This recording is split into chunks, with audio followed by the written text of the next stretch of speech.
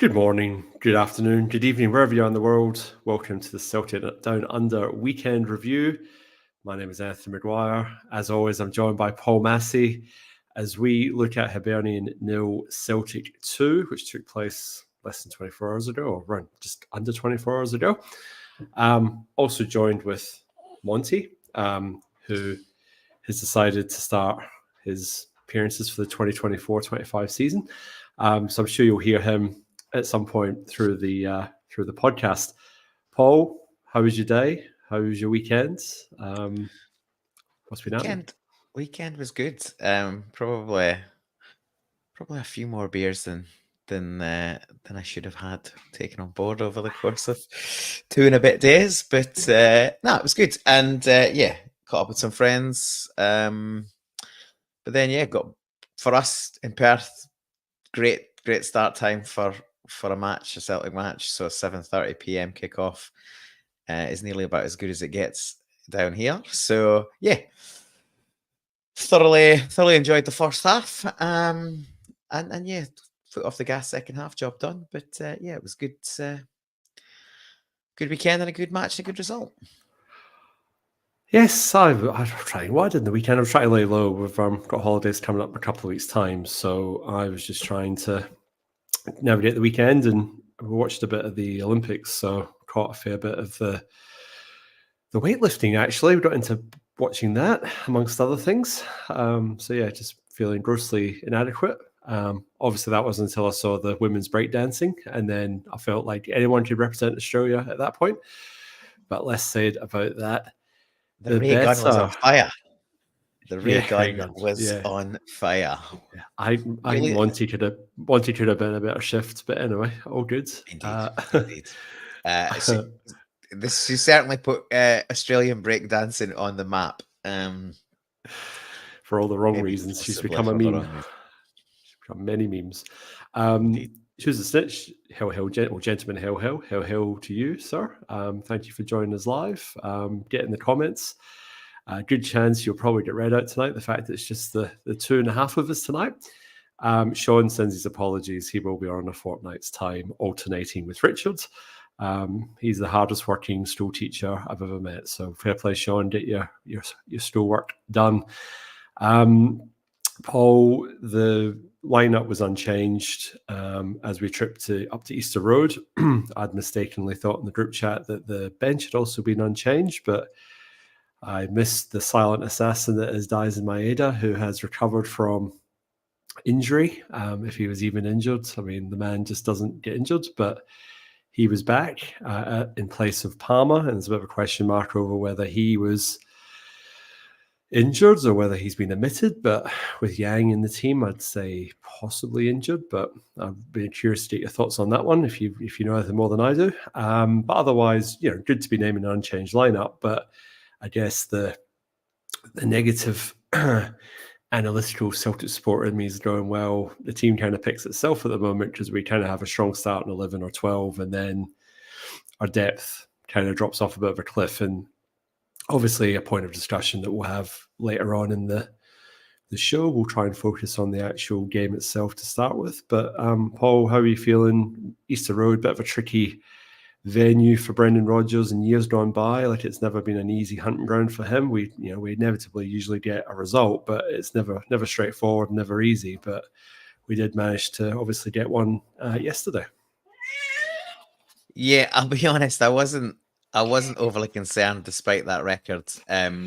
Obviously the speaking of incomings or lack thereof, obviously the game where Adamida scored 2 penalties and got us out of jail quite late on was, I think, Rodgers' first victory at Easter Road. I think I'm right in saying that. And I heard another stat that they've always got at least a point off us every season for the last however many, which kind of tells you a little bit of that story. But yeah, all things being equal, I wasn't overly concerned about yesterday's fixture. Yeah, so for some reason we end up at Easter Road midweek quite often, stuck between other fixtures, and obviously that brings its own issues. Coming off the back of a great result last week, the boys all been hungry and pretty much everyone available. And given how badly Hibs started last week, I expected us to kind of continue that form on, and we certainly came flying out of the gate. Michael Meehan in the comments is making a point about Palmer's injury from the tackle last week, and that's a fair shout. I think you're right with Yang and even Mikey Johnson making the bench. You'd think if Palmer was fully fit, he would potentially be displacing one of the other. Is Mikey Johnson not our backup striker though? Is that not why he's on the team sheet at the moment? Well, yeah, but but you could just as easily play Palmer as a false nine as you could him. So I think there's a little bit of Rodgers kind of showing how weak the depth is by continuing to pick him on the bench, as if to say, "This is what you've reduced me to." So I think I think the team pretty much picks itself, and that obviously with Meira coming back, that'll start to put some potential changes on the first 11 that was picked the other day. And typically it's rumored he was out for a month, and it's basically been less than 2 weeks. But we'll sort of mention it in a bit more detail later. But as it stands, it's relatively easy even to pick the bench, to be honest, as well as the first team, because that's about all that's kind of available and up to it. So, but I was in a little bit of high spirits after a couple of beers in the afternoon, but I was certainly with high hopes, and we came flying out of the blocks, and sort of job was done really within 20 minutes, and it could have been and should have been probably a lot more. Strange Love Doctor afternoon, fellas. Afternoon to you. We've got breakdancing. What the F? I think most of the world is probably thinking that, and safe to say that it's not making an appearance at LA 2028. Surprise, surprise. And then a couple of recommendations, but I must admit the Turkish shooter was very old school. No glasses, no equipment to system, just old school shooting, picking up his silver medal, Yusuf Idakik. And if you're into your weightlifting, the Georgian unit, some of them are just incredible. So I highly recommend checking that out as well, because that was something. Paul, we got off to a flying start, so it didn't take long for us to go 1-0 up. We might as well get straight into it, because Celtic certainly didn't muck around. Ball, probably some questionable defending from Hibs, playing a very high line against Kyogo Furuhashi, which do that at your peril. So I think there was Ekpetita, and he's basically in Celtic's half, and Kyogo's went, oh, hang on a minute. So he's turned it into a running race, and in fairness, Matt O'Reilly's put the first time ball across, put him in. And then it's a running race, and then the defenders sort of try and square up and sort Kyogo out, but Kyogo elects to shoot when he probably, on the laws of averages, probably should have played it out wide to Kuhn on his favoured right foot. In fairness, Forrest was also backing up on the left wing. Chooses to shoot, enough power on the shot that forces the keeper to parry wide, but Forrest, ever the poacher, ever the optimist, he gets in there and manages to put the ball across the 6-yard line, and it's an easiest tap in that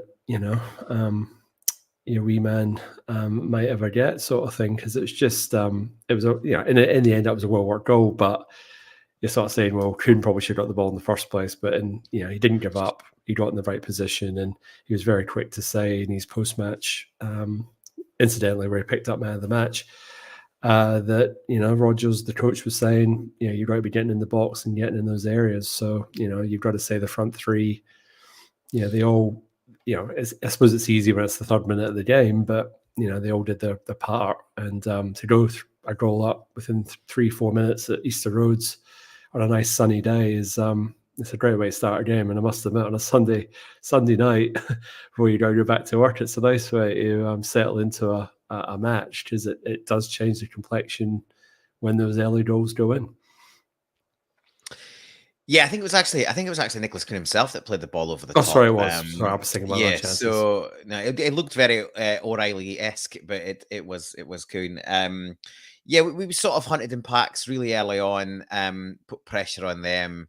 Their ball retention was awful, pretty much all half, to be honest. And yeah, the ball breaks and Kuhn plays a great ball over the top. And as you say, I think on first look, I was like, because I didn't really look at where Kyogo started. I was like, oh, looks like he's a fair bit ahead of the defensive line, but obviously he started inside our half, so he couldn't possibly be offside. And then you're right, yeah, we're all screaming that he should just roll the ball into Nicholas Kuhn's path, but obviously he's a striker, so he's entitled to go for a shot, and it's a pretty good effort.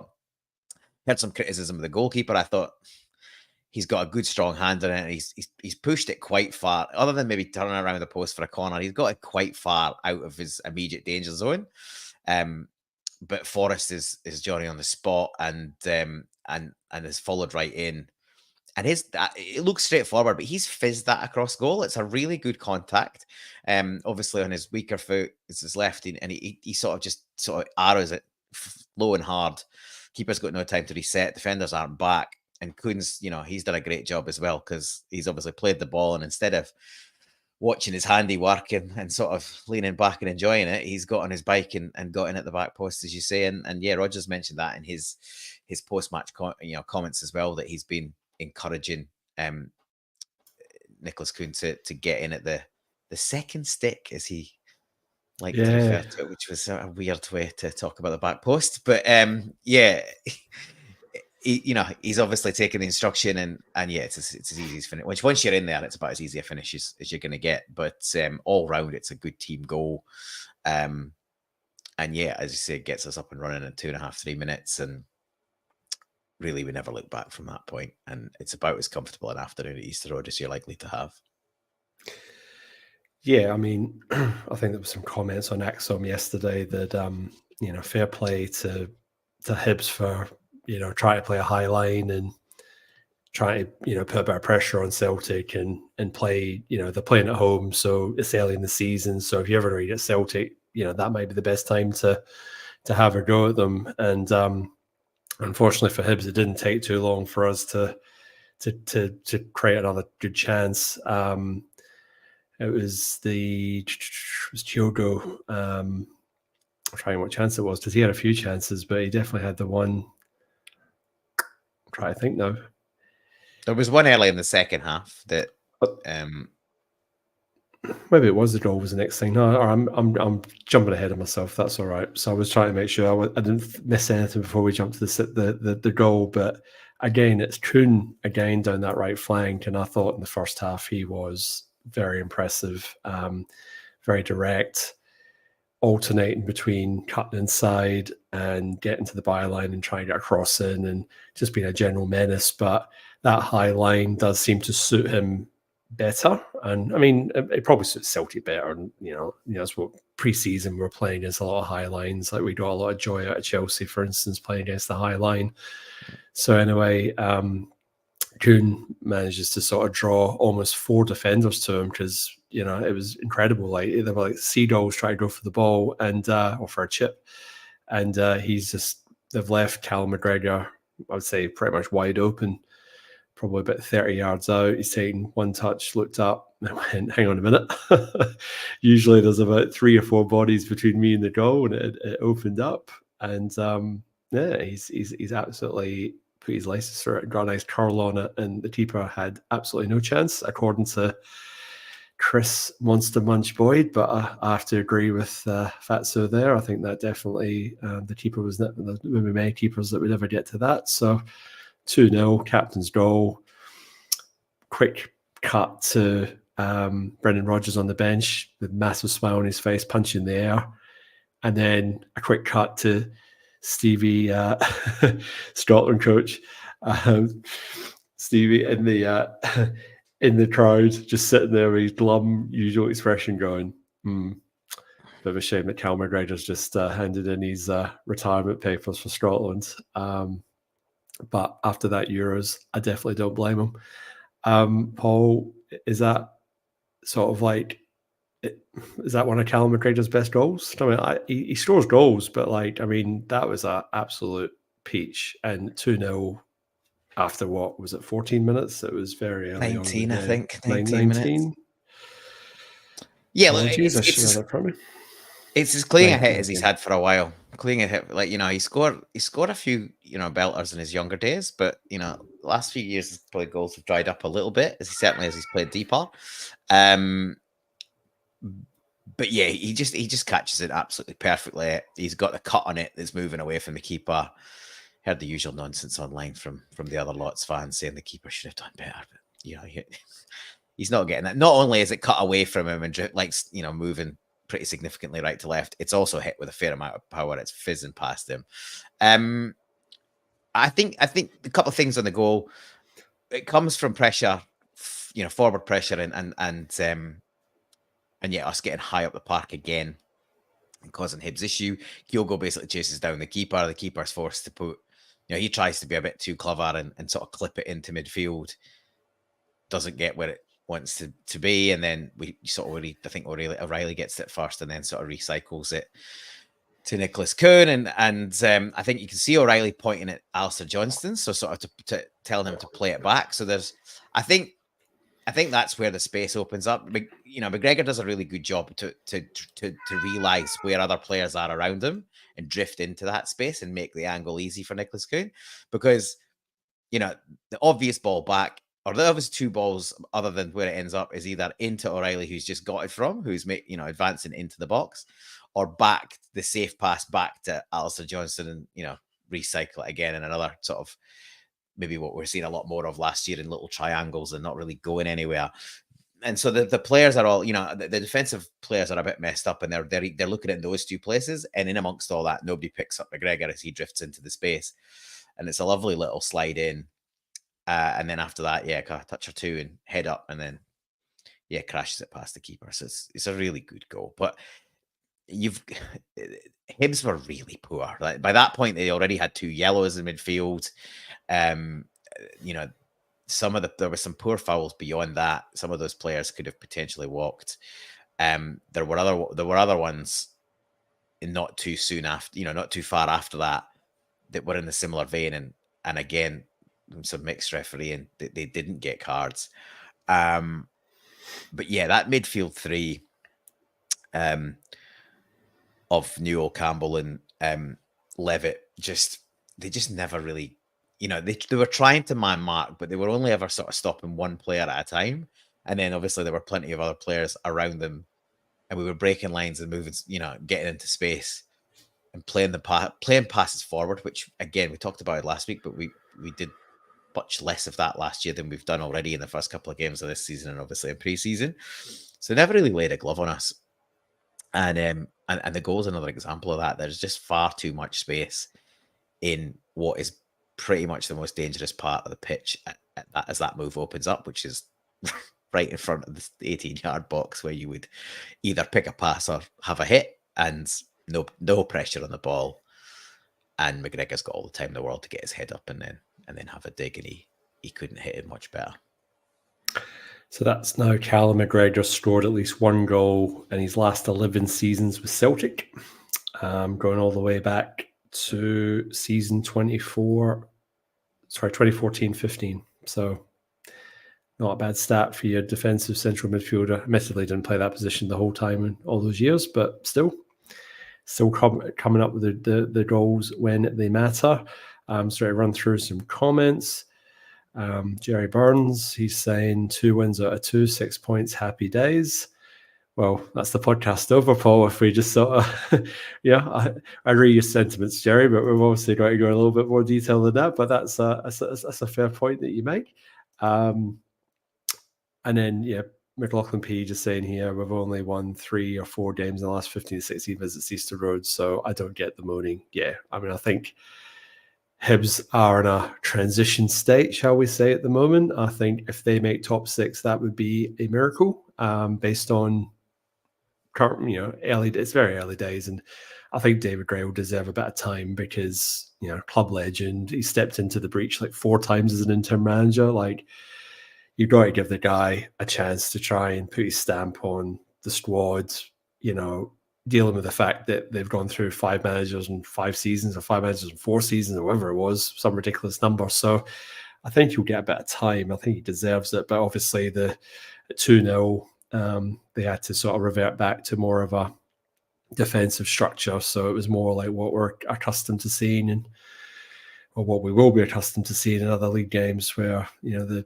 defense sort of packs in, and it makes it a lot harder for Celtic to store. And obviously the flip side is, doesn't really make them offer much in the way of an attacking threat, because it was Martin Boyle's show trying to do it all by himself, and he inevitably just coughed up possession because he either had no one to play it to or tried to do it all by himself. So it was a bit of a fruitless afternoon for him, it had to be said, for putting my Socceroos eyes on for 2 seconds.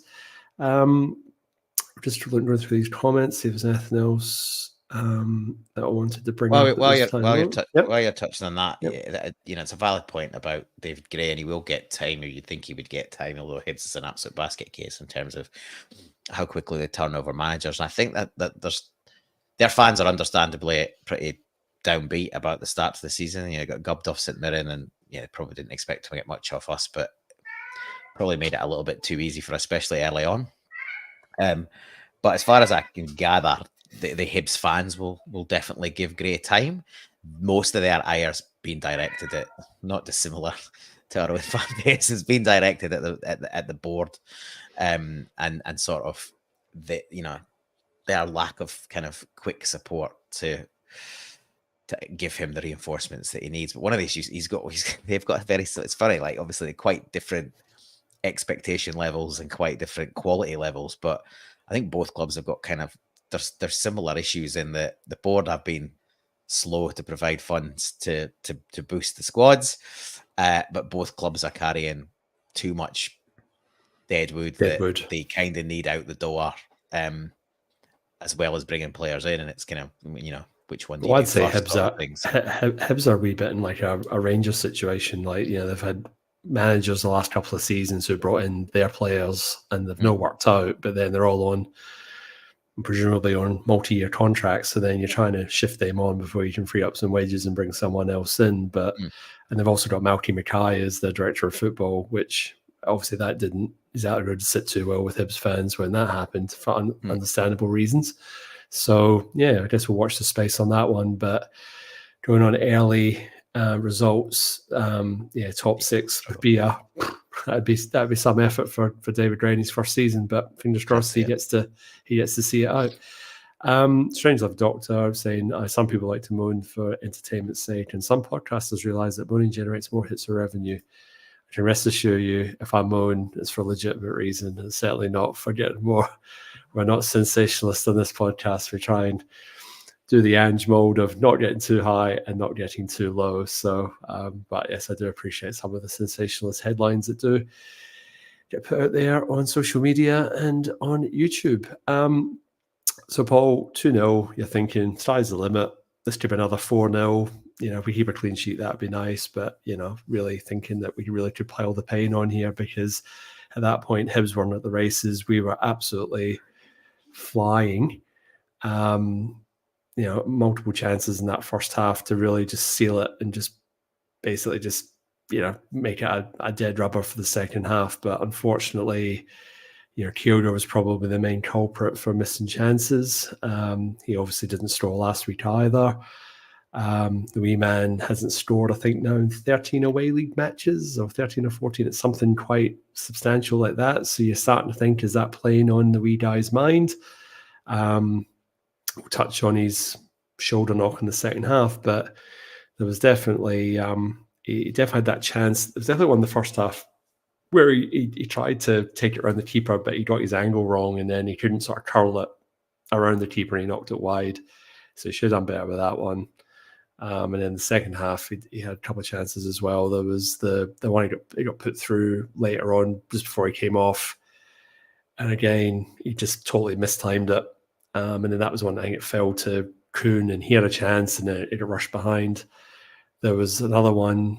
He just seems a little bit out of sorts. And the science person in me says that 2 dots on a line doesn't make a pattern, but if this continues, are we starting to think that, is it because Childers not got anyone breathing down his neck for his spot? Is he overthinking it? It's early in the season, so is he just finding his form again? Is he carrying a shoulder injury that we thought maybe he'd get rectified last season at the end of last season, and he hasn't? I mean, where do you think the wee man is at the moment? Well, he's obviously got a shoulder injury now. We know he's been carrying an injury. And in one of the post-match interviews, basically, I think Rodgers as good as confirmed that they had to put it back in. So it's obviously popped again. And that's just going to keep happening. I thought he had a really good preseason. He looked sharp. He got amongst the goals. His movement looked great. We looked like we were finding him more regularly, which that's one of the main frustrations for him and for us as fans, is whether you're it's a long time since I've been looking. I've never seen other than did he play down here in Australia? I can't remember if he played in those games, but other than that, you don't see him. He did played against Everton. Yeah. So once I've seen him in the flesh. So, but whether you're in the stadium or on TV, especially if you're in the stadium, if you're lucky enough to be in the stadium regularly, that's when you see players' movement off the ball, because obviously on telly they just tend to follow where the ball is. But even on TV, you can see he makes way more runs than we ever sort of even try and find him. Never mind actually find him. So there'll definitely be a bit of frustration there. I thought he played really well last week, and he was unlucky not to get a goal.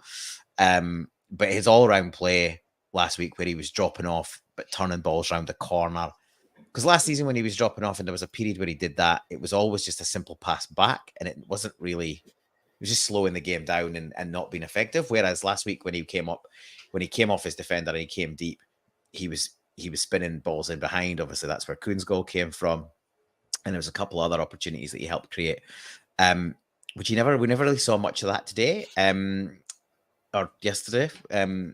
But I think it's one, if he gets one, he'll be off and running. There'll be loads. They'll just, they'll come in a bit of a glut. I'd be much more concerned if the chances weren't coming at all. Like, it's a bit of a cliche, but if you're a striker and you're getting chances and you're missing chances, one will go in, and then, the confidence starts to come back.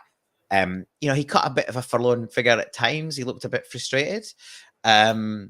Apparently he was straight up the tunnel last week, which is a bit of a weird one. I think some of his frustration this week was aimed at Liam Stales, because he kind of felt like he wasn't getting the ball quick enough, like he was making those runs.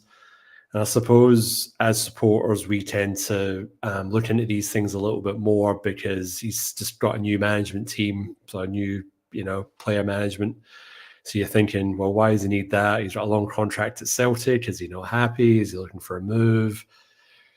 So, you start you start connecting dots, but, 2 dots again, like I say, don't make a pattern. And, it becomes a bit of a dot-to-dot thing where you're trying to look for a pattern where there isn't one.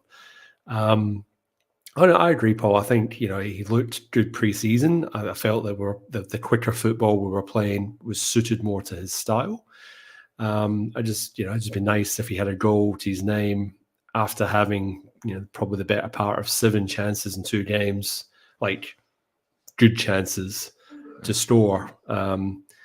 You kind of think your centre forward should be, getting at least, one of those, just at least gets the monkey off the back, and then it's like, then it just flows from there. But the longer this continues, then I just kind of feel that the wee man might put a bit more pressure on himself. But I hope, obviously I hope not.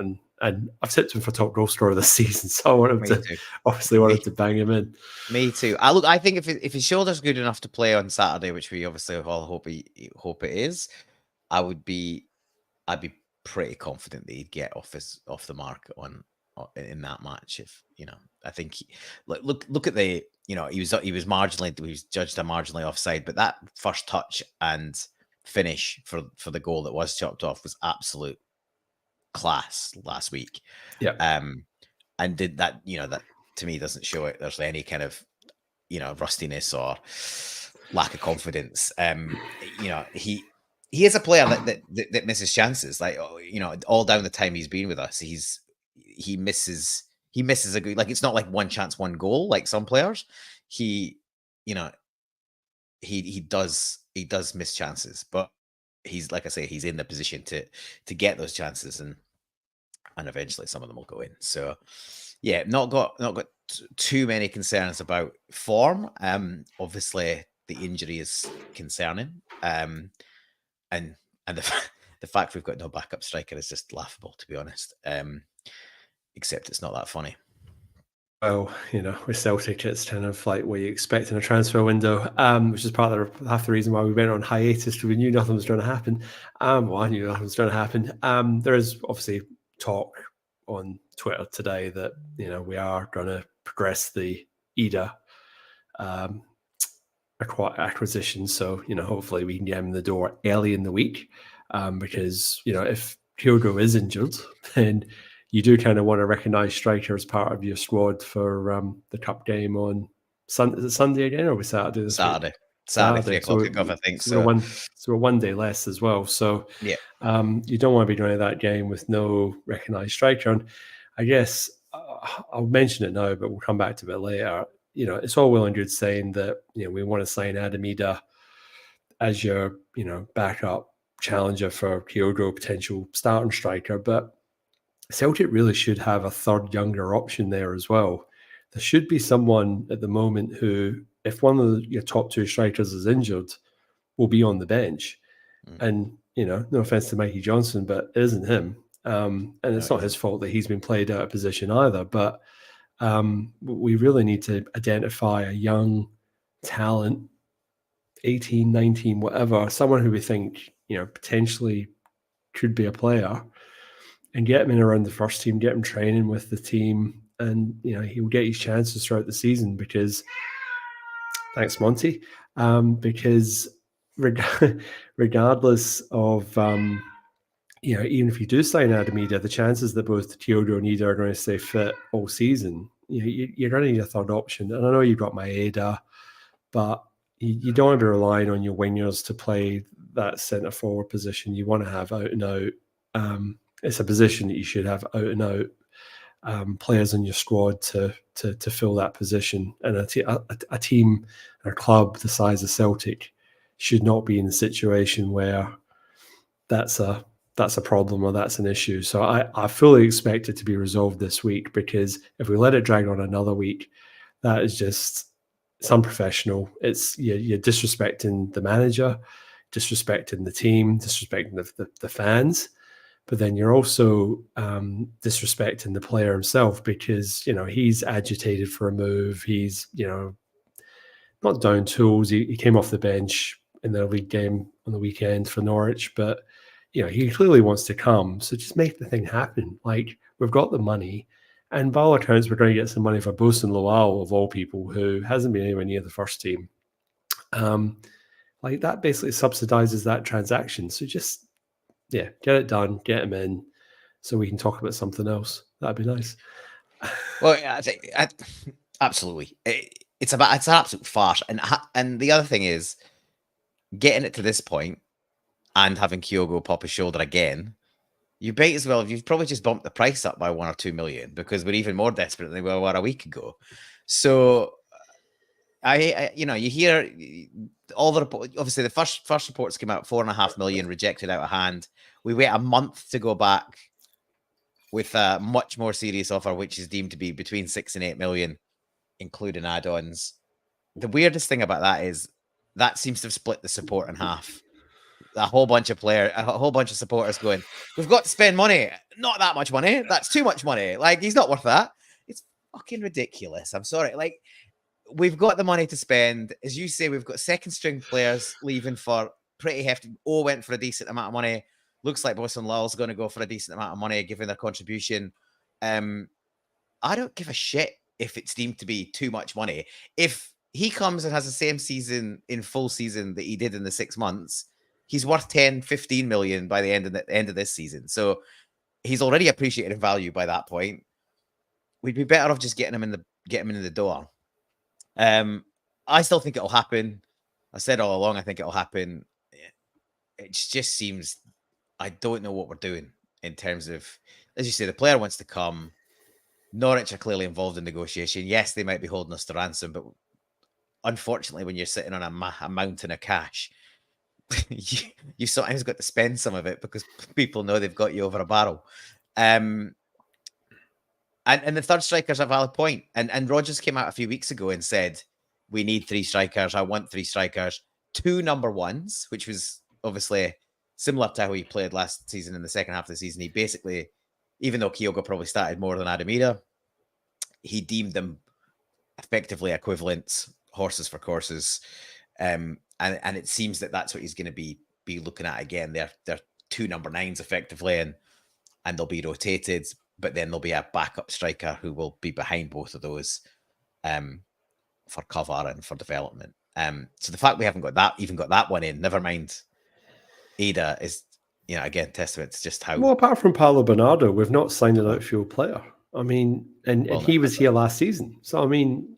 Well, even if Ada joins, he was here for last season. Like, we need to supplement the squad further, regardless of what you think about the incumbents, and there's a split in the support on that as well. But we need depth. We need depth. Maybe not for the league, but we definitely need it for the Champions League. I'm going to circle back on that point in a second, Paul. Just give me 2 secs. So, McLaughlin P saying that cat's Devin Lowell abuse as well. Yep, that's Monty for you. Strange Love, a doctor said, I don't care who it is, I just want someone in so we can get him playing. Yeah, I agree. At this point, I mean, I like it to be Adamida. I think he showed enough to be worthy of a Celtic strip, but if it doesn't happen, it's not going to be me off stay, because he's off stay to Girona, I think. Girona, and they've got Champions League football, so that's a good move for him. It's also good business by Aberdeen. I think the fee's pushing up towards 7 million, 6.8 million is plus add-ons. Is the reported, plus add-ons, and I'm sure there'll be a sell on as well. So, does that mean Aberdeen has more money in the Huns? Well, they're probably going to be spending more money in the transfer window than we are, because they've got some money in their pocket to go spend, and they'll go and spend it. They'll give it to their manager to spend and buy extra players, but because that's what football teams do. I think Aberdeen are a shout for top 4. I think they could definitely. I think they're definitely looking good at the moment. My dad has pointed out that the cup game is at Sunday at 3 p.m. kickoff, which is 10 o'clock in Perth, Western Australia, on a Sunday night, which is shite. But anyway, moving on. Right, it is. So I thought it was Saturday. Is Sunday. That was just wishful in a row. That was wishful. That was wishful thinking on your part. Wishful thinking on all our parts. I'll leave those comments for now. So, Paul, we better talk about the second half, because that old cliche of a game of 2 halves and Celtic being Jekyll and Hyde, and we thought we'd put all that behind us for this season, because last season it felt like we're going like a broken record, but here we are, second game of the season, and I wouldn't say it was as dramatic a drop-off as some quarters of fan media and the internet is suggesting. I think we were still creating really good chances in the second half. We hit the post. Matt O'Reilly should have burst the net with his header. The one that ends up, was it Mikey Johnson gets clattered from that later on. Kyogo had his 1 or 2 chances. We had plenty of chances to score. We just didn't take them.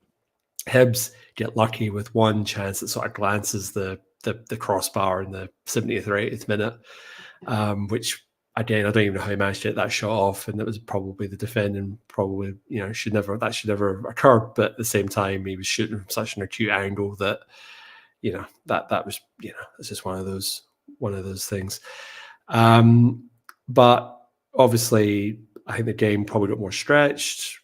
Hibs, obviously at 2-0, felt, well, if they get a goal, they're potentially back in it. The longer we went without scoring a third. And probably the other 2 things that factor into this is, well, 3 things actually, is one, it's early in the season, so we're still getting our match legs back.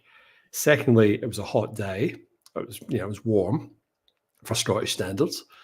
And the third thing is that our depth on the bench, Maeda and Bernardo, I'll put an asterisk beside, because he's obviously just come into the squad.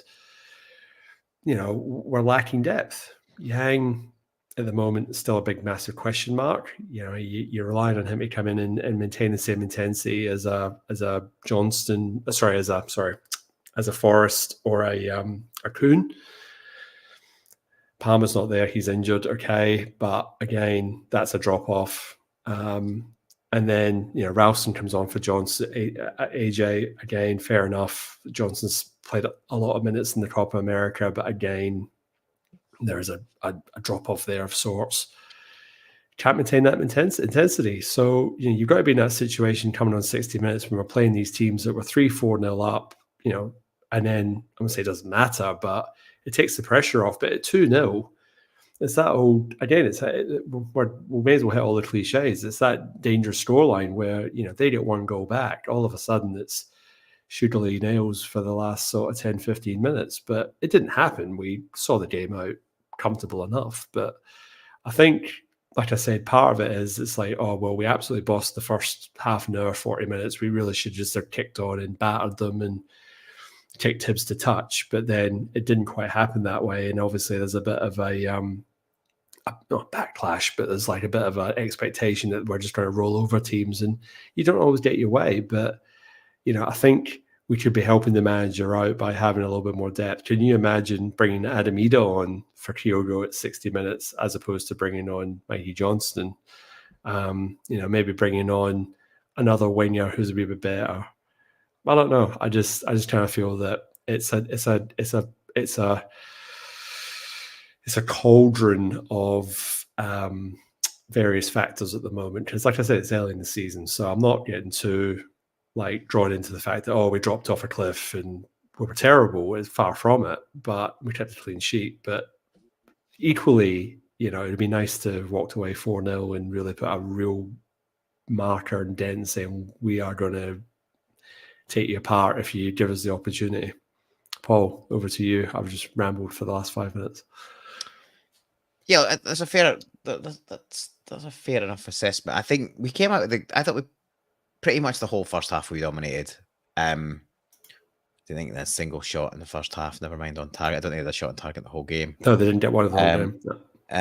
Schmeichel never had to make a save. Obviously, his goal was threatened when Bowie sort of managed to turn CCV, and it's a good effort on his debut, I think. But we came out of the gate pretty quick second half. First 10, 15 minutes, we looked good. We were at a similar level and similar tempo. And you get the goal at that point, go 3, 4, 5 is probably likely on the cards again. Couldn't convert. And as time wore on, as you say, nothing for them to lose at that point. And yeah, they threw the kitchen sink at it a wee bit. I feel like we took our foot off the gas, definitely.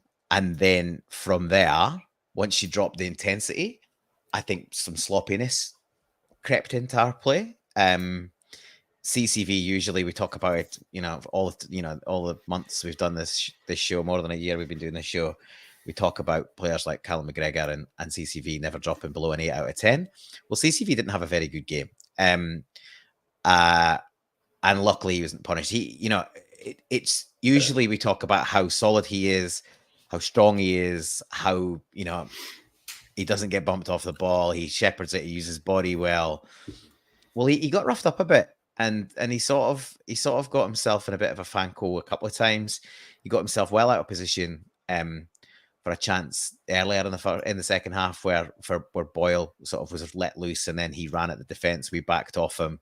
CC wasn't there to step onto him because he sort of lost the ball on the halfway line.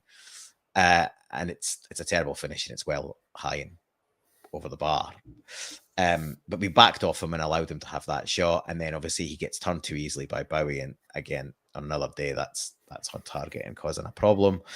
CCV's not alone in terms of getting sloppy second half. There was a few of them that were a bit guilty, and as you say, the game got stretched, and then we tried to be a bit cute in triangles deep in our own half and basically invited pressure on ourselves, and a better team might have punished us, to be honest. And there's lots to be positive in the first 2 games, and I guess what I've got high hopes for the season, but we definitely need to strengthen.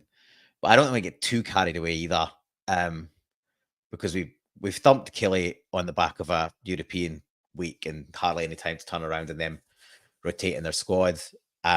and we've beaten a really poor Hibs side, who'll have problems. But if you look at the fixtures when they first come out, you've got Kilmarnock and Hibs in the first 2 matches of the season, and you score 6 without reply, 6 points out of 6.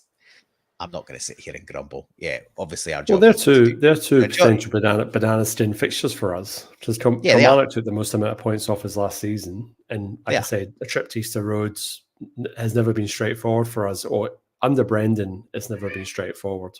I think Ange had slightly better. He did. Monty's agreeing with me. But I'll just bring up some comments. Who's the snitch? Anthony, you have more money than the Huns. Yeah, that's probably true, actually. If you've got £1, then you probably have. So, Aberdeen is shut to get second. Oh, that's bold. We'll try and remember that one, and we'll come back to that one later in the season, see if it's a goer. And then the Pork Chop Express is saying here that we should play all the backups on Sunday and see how they fare. And if we take a hammer, it's a message to the board. I don't think Brendan will do that, but maybe you might see 2 or 3 players get a run that might not necessarily get a look in, but we might touch on that a wee bit later. Casper has not made a save. Yes, he's probably thinking Scottish football is an absolute dawdle at the moment because he's not had much to do. But there was one interesting comment. I think it was a wee guy on Twitter that I follow, and he was saying that your heart's not quite in your mouth with the ball going back to Casper Schmeichel compared to Joe Hart. As much as we all love Joe Hart, we love Joe Hart. He was fantastic for the club. Casper just seems to he's pinging past. There was one I remember. The ball's coming back. It's basically on his goal line, and he's just pinged a 20-yard pass straight to, I think it was to Kuhn or something like that. And it was just like it was on the money. It was just like on the button, and I went, that distribution is world class. I mean, obviously, we haven't seen him really make a save yet. We've seen him make saves pre-season against Man City and Chelsea, but in the league, his distribution is exceptional, and I think that helps us and will help us more, like I say, when we're under the cosh. But yeah, I agree with you, Paul. I don't think CCV had one of his better games, and I think probably, and it was a comment in here that I put a star beside. Still coming back, right? He's still coming back.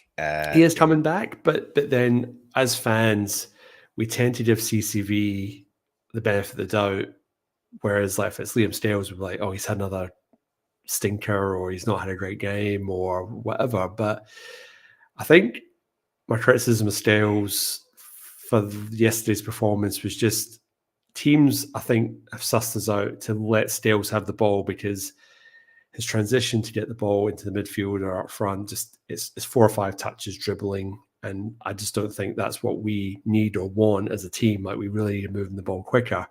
He got caught in the ball a few times. Rio Atati got caught in the ball a few times, which was quite uncharacteristic. So there's a couple of culprits, like you say, that sloppiness crept in as the game went on. But I do feel that, like I say, Stales distribution is the issue. In Scotland, I don't think it matters. I don't think it will matter. But in Europe, I think it will. It will hurt us. And then I guess that's where the issue comes as well. With Taylor and his lack of height. Teams tend to try and target that. And then if you've got a centre half who's not 100% sure of himself, then it just compounds that issue compared to your so-called stronger side of CCV and AJ, where you kind of feel like it's a bit more settled and structured sort of thing. So teams are not just targeting that and where they play the ball, they're targeting that and where, like, most teams play a single striker. So that striker is standing up against Scales. He's not standing up against CCV. So the majority of the time, that's where the ball is going and coming through. I don't want to get onto Scales' back too early in the season. But as well as his distribution is positionally a bit suspect now and again, he gets caught under the ball and in front of the ball. And that's where his booking came from. He just got clumsy and kind of caught on the wrong side.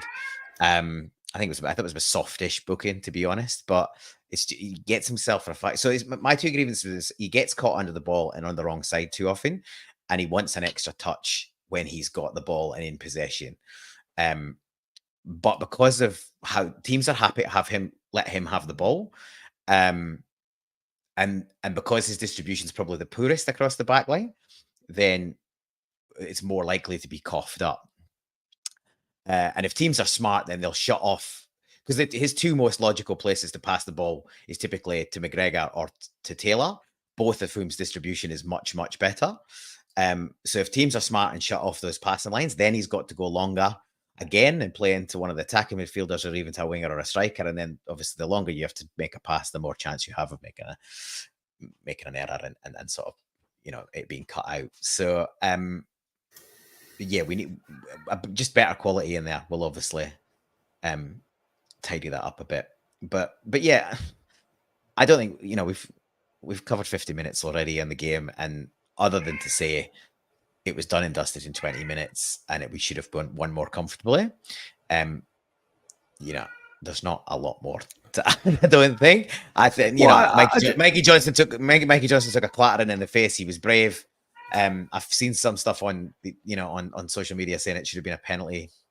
I'm not. Well, I don't think that one should have been a penalty, but I think the one that Kuhn gets clattered is definitely worth a shout. I mean, the argument is that, like, he's had his shot. So okay, so when the ball's not there, you can clatter someone. Is that basically what we're saying now in Scottish football? Because that's 2 in 2 weeks where the ball's been played away, and then the keeper came out and took out Kyoto last week, and then the centre half came right through Kuhn, and he was nowhere near the ball. And it's like, well, how's that not a penalty? I mean, he's fouled him. I mean, if anywhere else in the park, that's a free kick. So, I mean, I realize he's had his shot, but he still came through and clattered him. So, I'm a bit bemused by that one. I'm sort of thinking, well, Kuhn had a good game. Yeah, I agree. Kuhn had a good game, but my grievance, not grievance is probably a bit harsh. My sort of mild frustration with him is just shoot more often. He gets on the run, and he's cut inside. And yeah, defenses are deep and packed and all that. But he had a crack last week, and he got his block and he got a deflection and it went in. When he cuts in on the left, that's his time to pull the trigger, and he just seems to want, again, a couple of extra touches. He's looking for a far better player. I think the thing that will kick him on to that next level is decision making. So when to shoot, to release. He needs to be decisive in that situation. Going wide, he knows what he needs to do in that situation, and then it's just a quality thing. Does he get a good ball across or not? But when he cuts inside, you can see his brain just taking over, going, am I shooting? Am I squaring it?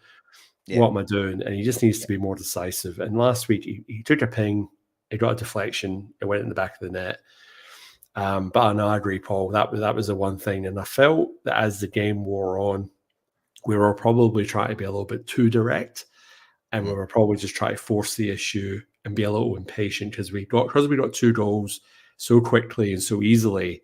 I think we just thought, oh, well, the floodgates are just going to open here, and it's open slather, and we're just going to absolutely walk this in to the extent where we're actually literally trying to walk it in the back of the net.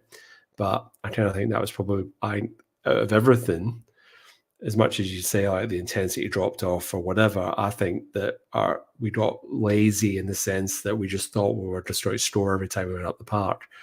And if we'd actually just made maybe a wee bit more structured about it and got the ball out wide again, because everything sort of started going through the middle again, whereas if we'd started stretching them and going wide, we probably would have had better results. But, hindsight and all that sort of stuff. Rogers mentioned that in one of his post-match interviews as well, is that we went too direct too quickly second half. So yeah, it's a good pickup. Like it's one of those. It sounds easy, but if we kept doing what we were doing first half, then. But obviously Hibs changed it up a bit and countered that a little bit. But yeah, good result, and we move on. Alrighty. I think I've sort of covered everything that I wanted to talk about the game, as far as I can sort of recall. I'll just circle through some comments that I starred just to see if there's anything that I wanted to bring up. Stephen Ray saying here, I wouldn't be surprised if O'Reilly goes that Rodgers will go after Dele Alli, 28, free agent. Celtic do great redemption stories. Well, I'd tell you what, that'd be an interesting one. You think that Dele Alli would have made some money in his career so far, but you never know. Strange Love the Doctor saying here, I'm not talking about this podcast with relation to sensationalism. We know you aren't talking about us, and we'll never stoop to that level. That's And then some of the comments just around the team for this week coming, maybe Anderson at left back, Sinisola in goals, and potentially Ralston at right back to give AJ a bit of a breather. Yeah, reasonable shouts. I think AJ might get a spell. That makes sense. But I think you probably want to keep Casper in for the time being so he can maybe make a save in a game and just get that understanding with the back four sorted. But other than that, I'm happy with that. Paul, may as well do our man of the match, and then we'll do some recommendations and call it a night. Yeah. Just before we do that, there's a lot of comments in the chat about VAR and how it might be getting looked at this year. I kind of agree with a lot of the theme that's on there. Is that last season we were never done with VAR. It was always popping up. It was forcing its way into the picture a lot more than it probably needed to be. If anything, it's probably been too far the other way for me this year. In the short period, I feel like VAR should have got involved, and we should have had a penalty for the Kyogo one last week. And there's 2 or 3, as the guys have pointed out, that this week where there just doesn't seem, it just doesn't seem to be looked at. So I think it's going to take an absolute, ludicrous mistake by a referee before VAR interjects, unless there's a switch up in guidance. But for now, it seems like VAR's been encouraged to keep out of it unless it's, well, it can't be swept under the carpet. As we've said on numerous occasions in this podcast, as long as it's consistent.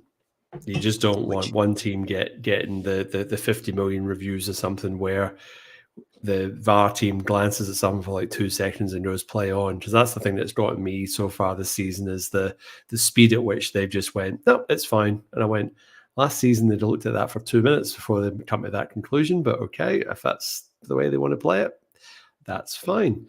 And then I think we'll leave the final Sorry, the comment here just saying it should be scrapped, end of. But it's not really scrapped. But I think ultimately, when it came into cricket, and apologies to all our Scottish listeners who don't follow cricket, but when the basically the video assisted referee came into cricket, it was to take out the howler.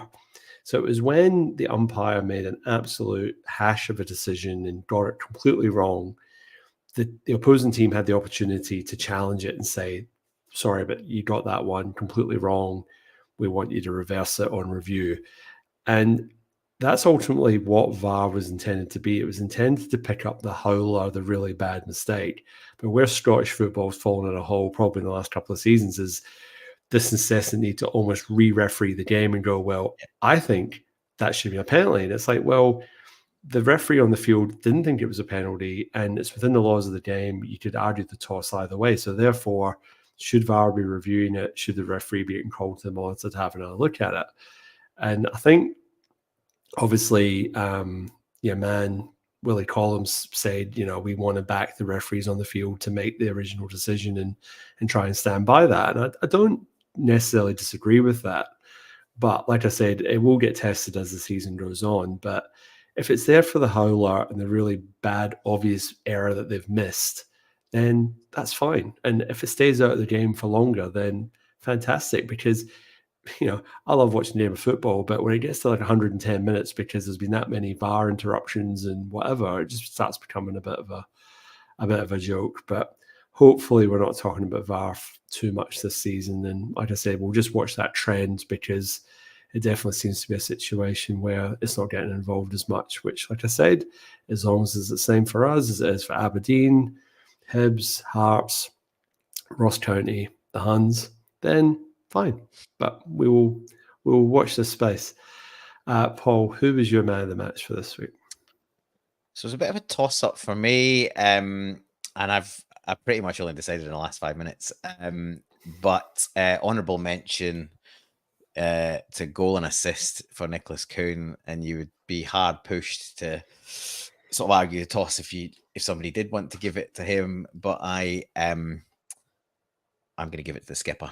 I thought he bossed the midfield, and I know Sean doesn't like giving it to somebody who's just scored a good goal, but he'd scored an absolute belter.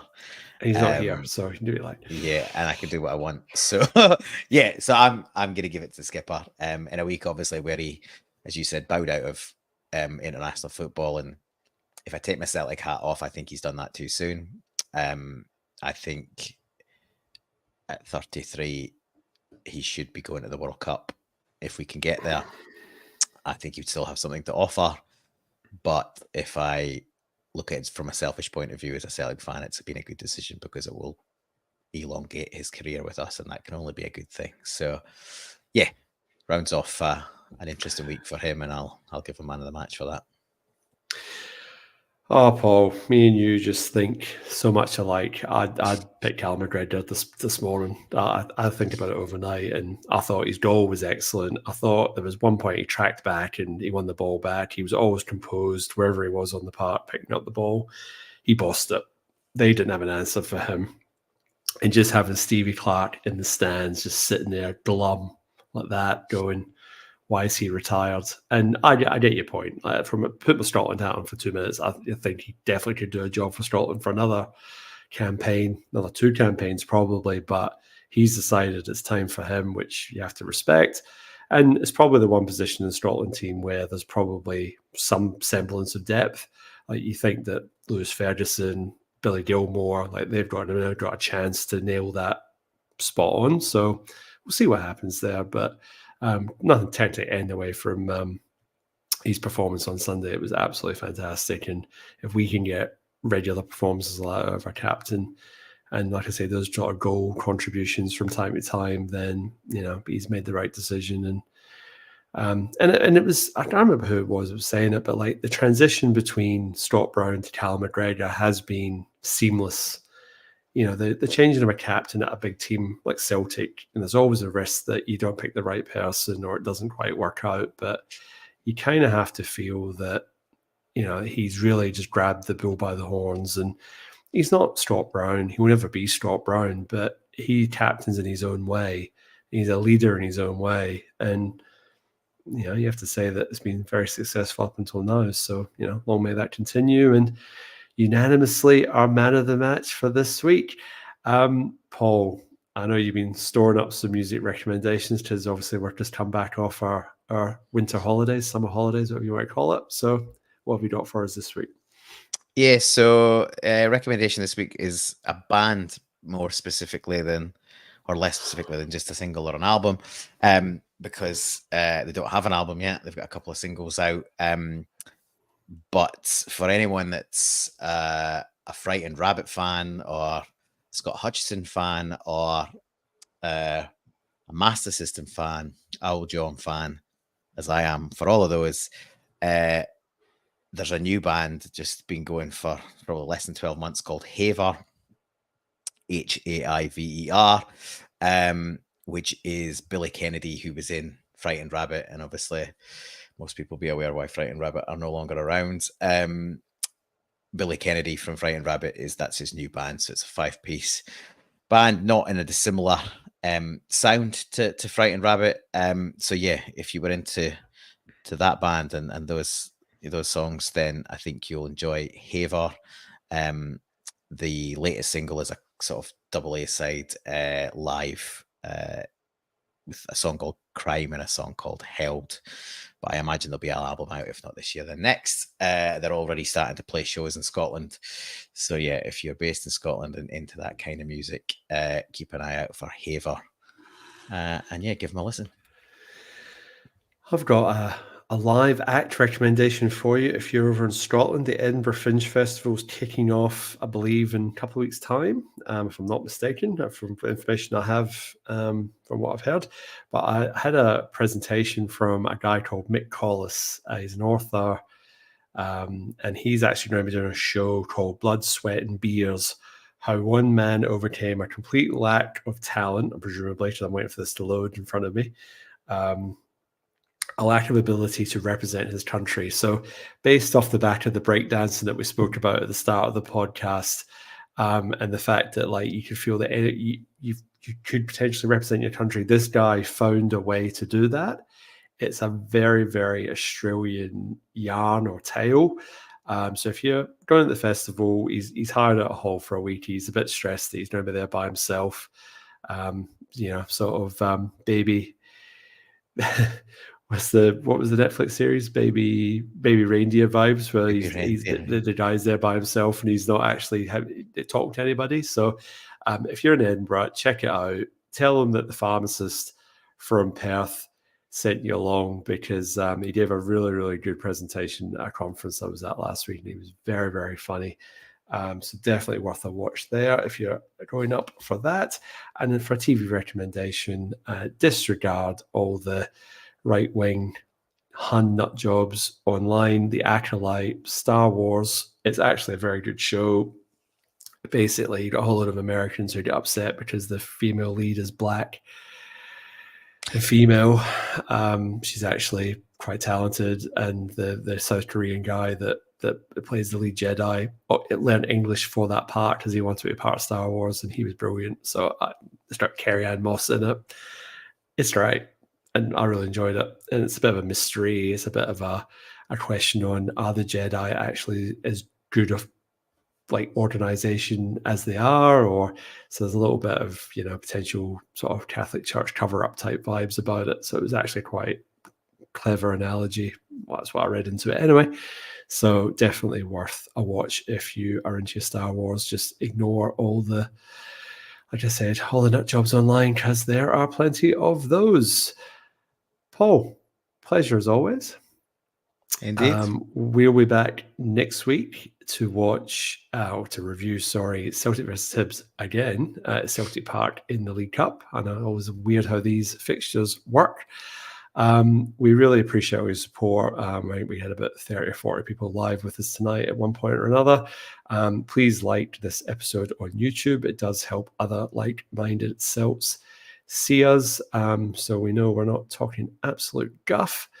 Hopefully by this time next week, Paul, will be a few more signings. The squad will be a wee bit Jesus, you're ambitious. More bountiful. Hopefully Matt O'Reilly's still a Celtic player, although the bids are still coming in for him, but that's all right. We'll hang in there for now. So for the time being, the only thing that's left to say is hail, hail. Hail, hail.